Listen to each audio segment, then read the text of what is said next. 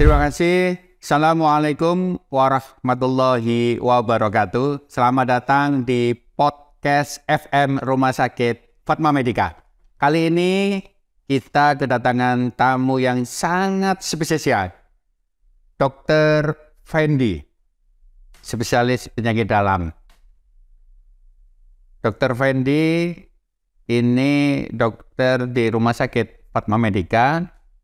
Prakteknya sudah pernah kita bahas kemarin, sejak hari Senin sampai hari libur Sabtu Minggu, dia juga praktek di Rumah Sakit Fatma Medica.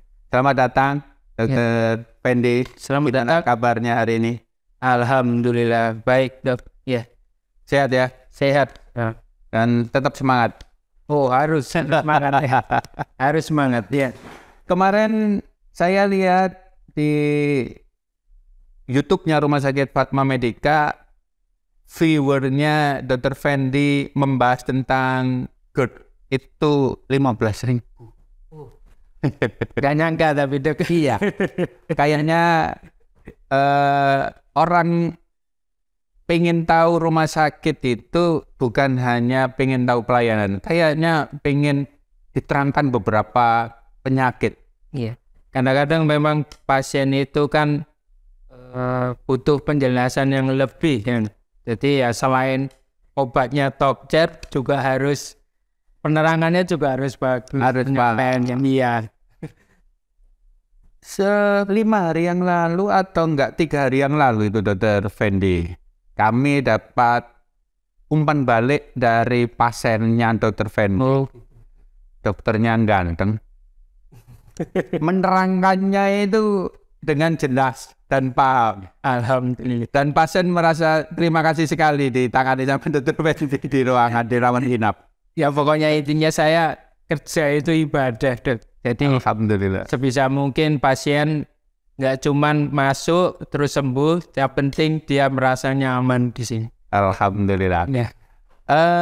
Ini kan momen Lebaran, masih Syawal. Pasien apa saja yang ditangani sama Dr. Fendi ini setelah puasa ini, dia dari Lebaran di Rumah Sakit Fatma Medica? Jadi memang yang menarik ya terkait dengan Lebaran itu. Jadi memang kasus-kasus yang paling banyak yang saya tangani atau saya temui di poli itu memang kasus darah tinggi yang paling banyak. Lalu kemudian peningkatan kolesterol darah atau mungkin trigliserid. Itu mungkin terkait karena habis puasa, terus kemudian begitu Lebaran pancaan, jadi makanya makannya lebih banyak. Jadi mumpung gak puasa, jadi dia harus sangat puas makan. Jadi lupa bahwa dia ada komorbid hipertensi atau darah tinggi dan peningkatan kolesterol. Jadi seperti itu, Dok. Kira-kira kita harus menerangkan ke sahabat podcast FM ini seperti apa agar mereka bisa mengendalikan setelah berpuasa kok kayak orang balas dendam, biar tidak timbul penyakit-penyakit setelahnya. Ya, jadi begini, Dok. Untuk sobat podcast FM ya yang mungkin melihat atau mendengar, jadi memang seharusnya pada kondisi-kondisi pasien, terutama pasien yang sudah punya komorbid ya, itu memang harus benar-benar menjaga pola makan walaupun pasca puasa. Jadi tetap harus makanan-makanan yang high kalori, kemudian high lipid, contohnya tinggi lemak itu adalah salah satunya gorengan-gorengan, dan itu padahal bahkan gorengannya ya disediakan di rumah-rumah warga ketika kita unjung. Ya mungkin harus lebih istilahnya ngempet, saya punya riwayat kolesterol. Jadi sebisa mungkin ibaratnya kalau orang Jawa bilangnya itu tara. Jadi dicatat, tadi saya di rumah A saya sudah makan, nanti di rumah B disuguhi gorengan, jangan itu. Ya mungkin benar-benar harus mungkin juga kadang-kadang kita sungkan ya, Dok ya, kita UFO gak dimakan, ya mungkin dimakan yang lain, mungkin yang jangan gorengannya gitu. Itu yang komorbid kolesterol. Ya. Yang komorbid hipertensi apa ini yang dihindari? Mungkin kalau ini juga menarik ya. Kalau untuk hipertensi sendiri pada dasarnya kita harus menghindari diet yang tinggi garam atau yang gurih-gurih istilahnya. Padahal kan ketika kita lebaran itu banyak sekali suguhan-suguhan makan ya, kari. Nah itu sebaiknya kalau saya boleh saran untuk pada sobat podcast ya benar-benar harus makanan-makanan yang santan itu tadi itu benar-benar dikurangi. Kalau perlu ayamnya aja yang diambil. Jadi santannya jangan semua. Karena kan santan itu kan kelapa ya. Kelapa itu natriumnya juga cukup tinggi. Jadi kita harus benar-benar menjaga. Tapi kan kita tidak istilahnya itu nggak sungkan sama yang punya rumah. Waktu sungkan kita makan ayamnya aja, santannya jangan dibanyakin. Justru yang enak santannya tapi yang gurih. Iya, yang enak santannya. Tapi ya kita ambil ayamnya aja gitu. Berarti di santannya itu karena natriumnya ya. Natriumnya, iya. Itu yang bikin tekanan darah menjadi meningkat. Belum lagi biasanya kalau kare itu ya Dok ya, kan biar benar-benar sedap itu selain santan dikasih kelapa ditambah minyak biasanya. Nah itu yang bikin campur kadar kolesterolnya juga tinggi, natriumnya juga tinggi. Jadi hati-hati pada sobat podcast, kalau pada yang punya komorbid hati-hati banget untuk makan makanannya yang bersantan ya, apalagi gulai. Nah udah gulai itu kan daging, apalagi pakai daging kambing, sudah jadi klop sekali. Jadi seperti itu. Kalau untuk yang komorbid, untuk yang tidak punya komorbid, bagaimana pembatasannya Dok? Kalau memang yang tidak punya komorbid mungkin lebih free ya, kalau untuk yang nggak punya komorbid. Tapi hati-hati pada mungkin yang masih muda, punya turunan misal ya, mungkin keluarganya atau orang tuanya punya keturunan riwayat jantung atau riwayat koroner atau riwayat darah tinggi dan diabetes, sebaiknya walaupun masih muda atau mungkin pernah cek tapi normal, itu benar-benar juga harus dijaga. Jangan terus sembrono, tapi mungkin nggak yang kayak yang sudah punya komorbid benar-benar dibatasi, mungkin kayak menjarangkan, jadi kayak kuahnya tetap diberikan tapi jangan sering-sering. Berarti untuk yang komorbid wajib untuk tara. Wajib untuk tara, karena terbukti Dok dari beberapa dari beberapa pengalaman ya, pasien-pasien yang terlalu banyak makan yang santan itu memang kadar kolesterol dan hipertensinya itu sulit terkendali dibandingkan dengan orang-orang yang suka yang tanpa santan ya, misal kayak sayur-sayur bening atau apa, itu lebih mudah kadar kolesterolnya dikendalikan. Iya, jadi seperti itu. Untuk yang punya orang tua diabetes, hipertensi, itu harus lebih bisa menjaga. Iya, walaupun mungkin kalau nggak seperti strict kayak yang sudah punya komorbid, tapi pada dasarnya walaupun dia kolesterolnya normal, tapi punya turunan, itu sebenarnya sudah komorbid Dok. Itu sebenarnya sudah komorbid. Kita hitungnya sudah mulai komorbid. Iya. Apalagi pasien mungkin sobat podcast yang mengalami overweight atau obesitas, itu sudah dihitung komorbid sudah. Walaupun labnya normal. Jadi harus hati-hati juga. Oke. Terus apa yang dirasakan biasanya? Dirasakan seperti apa yang tidak pengen ke dokter? Kemudian dirasakan seperti apa kok sampai cari pengobatan? Biasanya memang kalau untuk darah tinggi dan kolesterol itu, kalau dari teorinya ya Dok ya, kolesterol sendiri itu walaupun tinggi itu nggak ada gejala. Tapi moro-moro langsung ada komplikasi, salah satunya ya stroke, itu jantung koroner seperti itu. Jadi memang dari guideline atau panduan sebaiknya sobat-sobat podcast kalau memang ada komorbid tadi, orang tuanya ada riwayat jantung, ada riwayat diabetes atau ada riwayat darah tinggi, sebaiknya secara sukarela itu memeriksakan profil lipid atau kadar lemak darah. Paling enggak umur di atas 30 tahun paling enggak pernah sekali aja periksa. Berapa bulan sekali orang yang punya turunan dan lain-lain itu harus periksa lab rutin?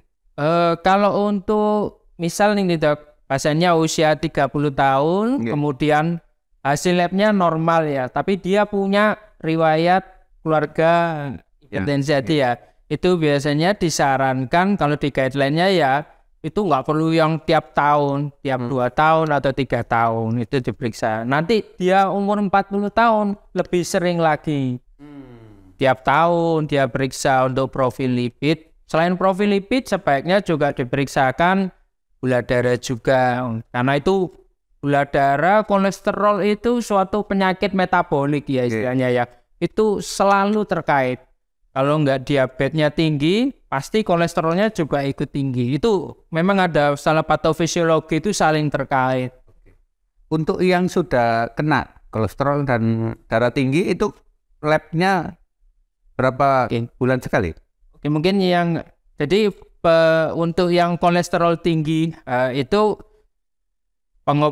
biasanya kalau kita bedakan dok, ya sudah inisiasi pengobatan apa belum. Jadi nggak semua yang high kolesterol itu diobati. Jadi kita patokannya adalah kadar kolesterol dan adakah pasien itu komorbid. Biasanya kalau dia sudah obes, kemudian ada darah tinggi, kolesterolnya juga tinggi, itu nggak usah nunggu, langsung diberikan obat. Evaluasinya tiap bulan. Tiap bulan itu kita evaluasi. Paling tidak kolesterol total aja. Itu. Yang saya tahu untuk kolesterol kan beda dengan hipertensi. Kolesterol kayaknya obatnya nggak diminum setiap hari. Kalau hipertensi kan obatnya diminum setiap hari. Apakah memang dua-duanya harus diminum setiap hari? Oke. Kalau dari guideline-nya ya dok, itu seharusnya memang dikonsumsi tiap hari. Karena walaupun kolesterol ya? Iya. Apalagi pasien-pasien yang sudah ada komorbid itu harus dikontrol. Kalau komorbid salah satunya yaitu tadi yang saya sebutkan itu harus diminum setiap hari. Dan obat darah tingginya juga harus diminum setiap hari. Karena ketika kita menunda untuk pemberian obat, kadar kolesterol yang jahat ya, kolesterol LDL. Oleh karena itu mungkin sobat podcast FM juga kita perlu edukasi bahwa pemeriksaan kolesterol itu nggak cuma kolesterol aja total, bahwa ada subfamili kolesterol total itu LDL, HDL, dan trigliserid. Dan yang berbahaya itu adalah LDL-nya. Dan itu yang jadi patokan kita, kolesterol LDL itu kapan kita mulai pengobatan, kapan kita mulai stop, atau mungkin kapan kita mulai switch atau ditambahkan obat dari kadar LDL itu tadi. Karena LDL itu kolesterol yang mudah sekali menyebabkan trombus atau pembuntuan pembuluh darah. Jadi itu harus benar-benar terkontrol.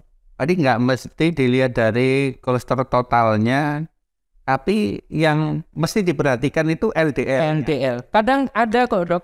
Jadi kolesterolnya itu di bawah 200.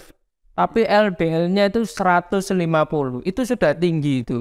Apalagi dia punya komorbid diabetes, itu sudah harus diobati. Jadi nggak harus kolesterol totalnya aja, jadi harus subfamili itu harus diperiksakan. Batas kolesterol itu kan 200. Iya. Kalau LDL berapa dok? Kalau LDL itu tergantung komorbid dokter. Jadi LDL itu kalau misal dia faktor resikonya banyak kayak tadi ya, ada obes, ada hipertensi, itu sudah komorbid yang multiple. Itu dengan kadar target kita pemberian obat itu kadarnya harus di bawah 100. Kalau dia punya komorbid multiple, apalagi udah kolesterol, dia punya diabetes, lalu pernah gejala stroke. Nah itu kadarnya malah harus lebih rendah lagi, bisa sampai 70 target kita. Tapi kadang-kadang sulit dok untuk mengatur. Makanya kita kadang-kadang kita perlu tuh sampai 2 obat untuk mengontrol hingga di bawah 100 itu. Untuk LDL-nya. LDL-nya.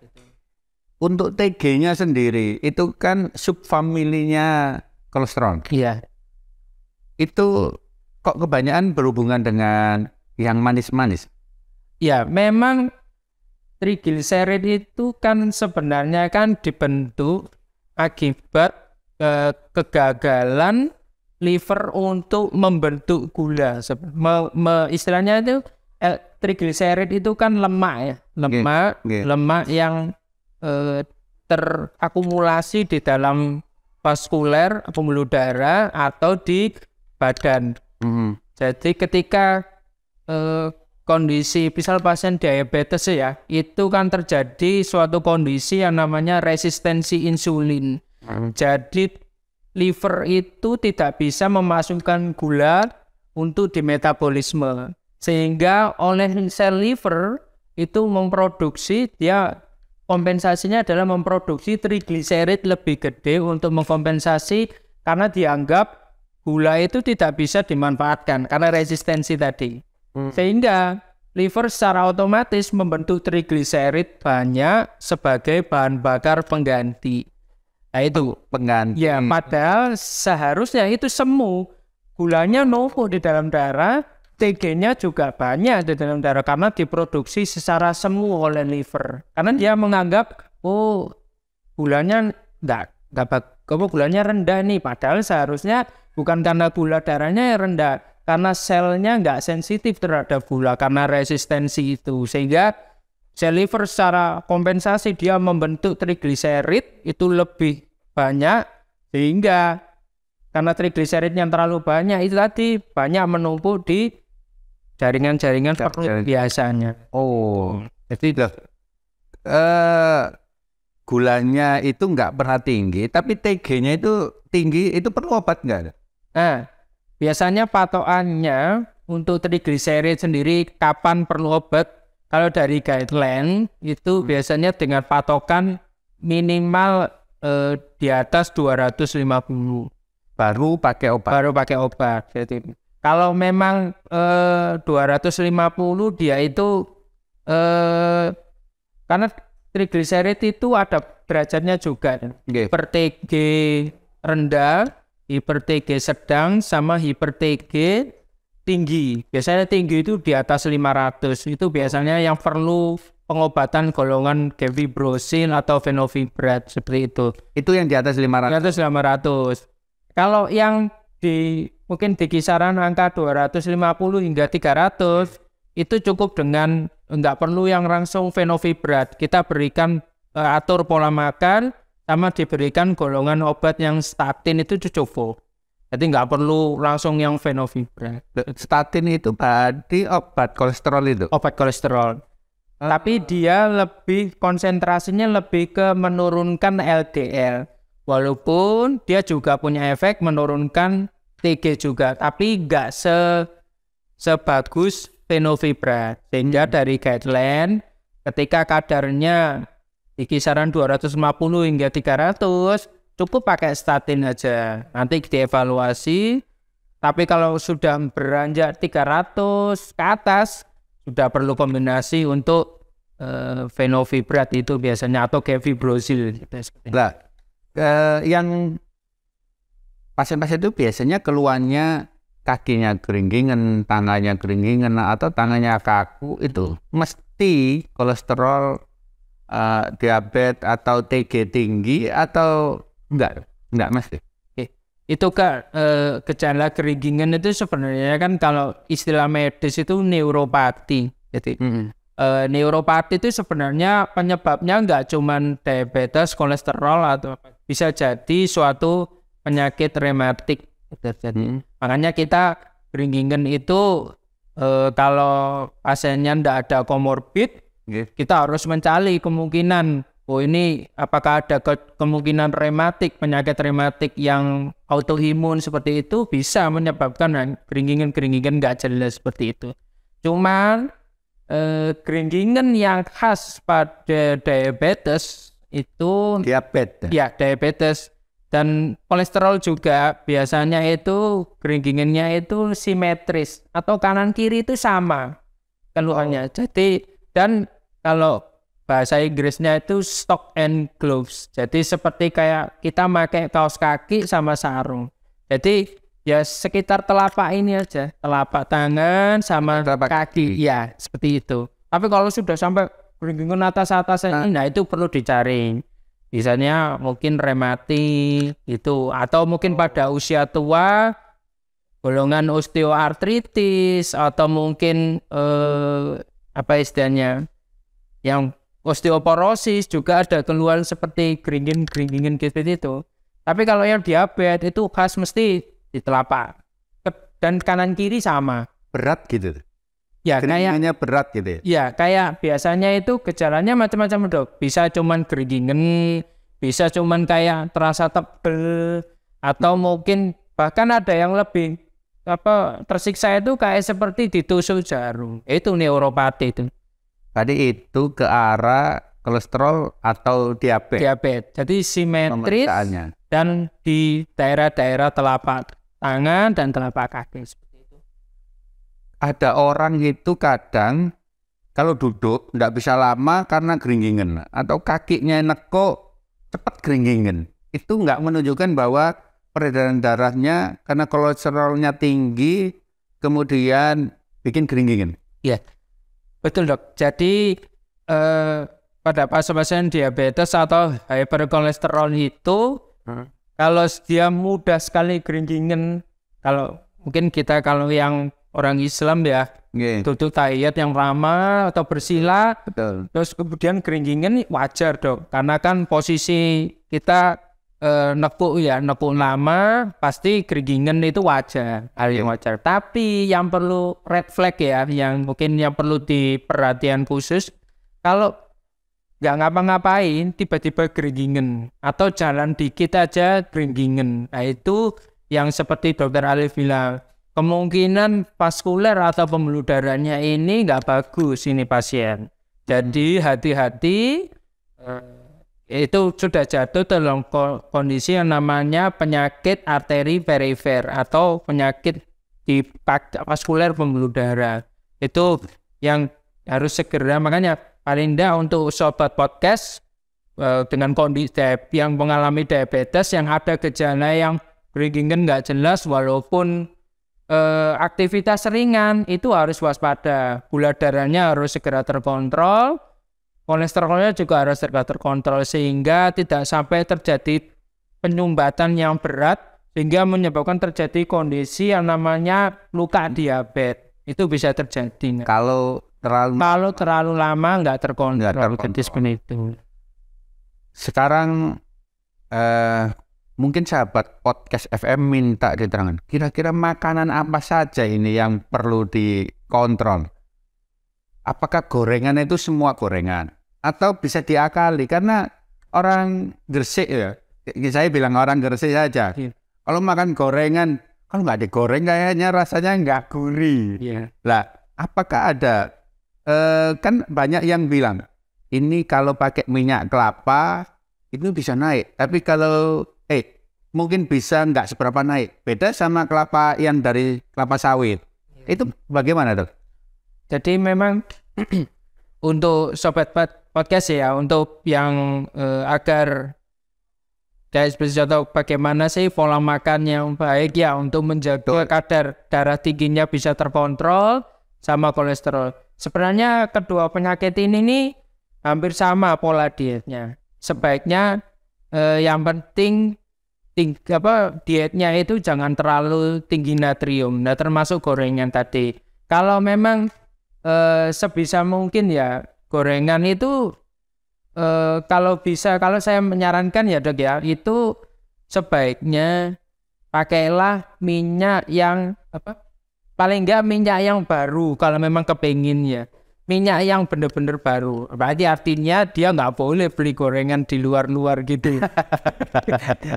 Cuman karena pasien-pasien juga, waduh dok, saya juga pengen dok beli gorengan di luar.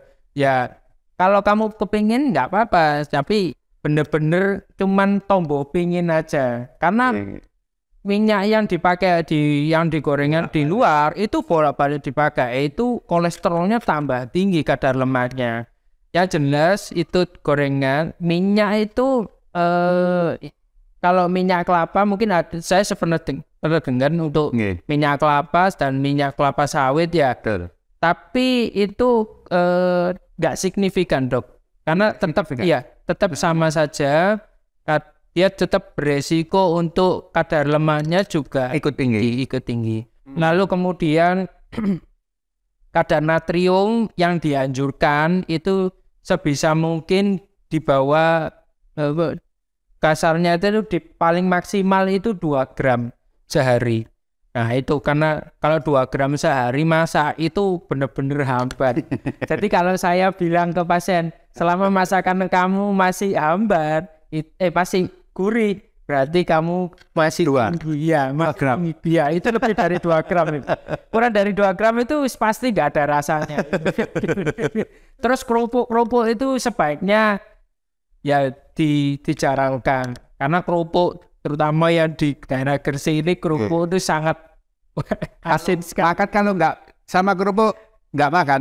Justru karena gurihnya itu yang dicari, karena itu makanya kerupuk terus kemudian gorengan itu ya ditarak lah istilahnya. Kalau memang pengen sekali nggak apa-apa, sepenting ditarak. Misal saya itu gitu, nggak pernah yang benar-benar melarang dok, kamu nggak boleh itu, karena namanya manusia kan pengen.